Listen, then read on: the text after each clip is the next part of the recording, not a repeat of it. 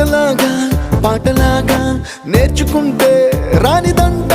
స్నేహం అంటే ఏమిటంటే పుస్తకాలు చెప్పలేని పాఠం అంట కోరుకుంటే చేరదంట వద్దు అంటే వెళ్ళదంట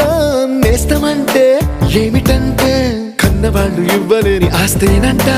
ఇస్తూ నీకై ప్రాణం పంచిస్తూ తన అభిమానం నీలో ప్రతి ఒంటరి తరుణం చెరిపేస్తూ ఎన్నో